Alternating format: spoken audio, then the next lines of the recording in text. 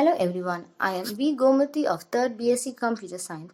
I am going to give a book review about The Horse and Two Goats written by R.K. Narayan.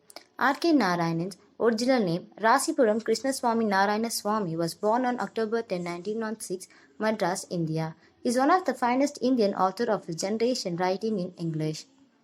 Narayan completed his education in 1930 and briefly worked as a teacher before deciding to devote himself to writing. His first novel, Sami and Friends, 1935, is an adventure of a group of schoolboys. That book and much of Narayan's later works are set in the South Indian town of Malgudi.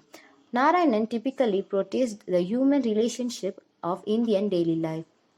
His style is graceful, humor, elegant, and simplicity.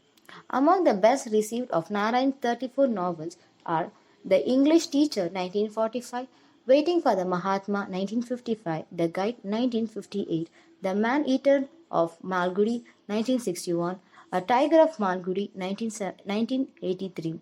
Narayanan also wrote a number of short stories. Collection includes A Horse and Two Goats and Other Stories 1970, Under the Banyan Tree and Other Stories 1985, and The Grandma's Tale 1993. In addition to works of non-fiction, he also published shortened modern prose version of two Indian epics, the Ramayana 1972 and the Mahabharata 1978.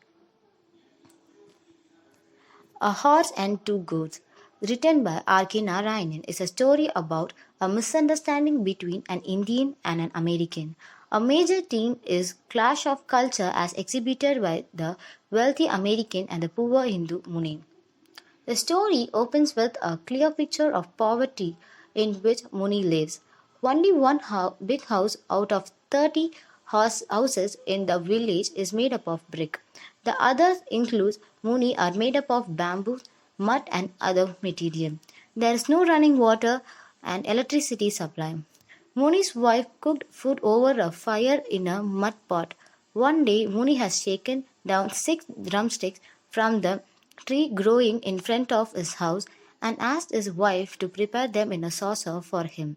She agrees provided he can get the other ingredients like rice, dal, spices, oil and potato. Muni has not been so poor since the beginning. Once he owned a flock of 40 sheep and goats which he used to graze every day. But years of drought epidemic has destroyed all, and he is left with only 2 goats. And because he belonged to the lower caste, he was never allowed to go to school. He and his wife has no children to take care of them in their old age. They run their horse from the odd jobs his wife does at the big house.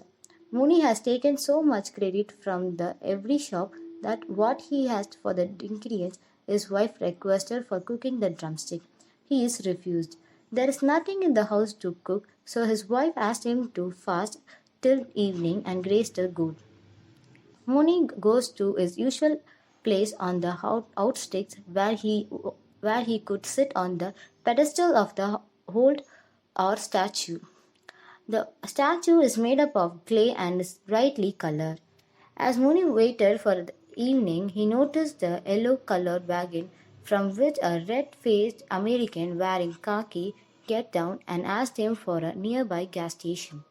Then he noticed the statue and exclaimed, "Marvelous!" Muni mistook him as the policeman and soldier, and he wanted to run away but find it difficult due to his old age. The two started conversing in their own language without understanding each other. The American offered him a cigarette and then gives him his business card, which Mooney thinks to be a warrant card. He gives innocent explanation that he knows nothing about the crime the man is investigating. American put forth is to buy the horse statue as he thinks Mooney is the owner of it. The two talk about their own life.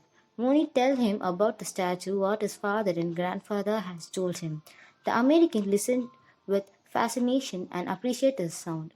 Mooney tells him that he has never been to the school and only Brahmins went to school in those days. Therefore, he doesn't know Paravi language. He further described the horse as the guardian.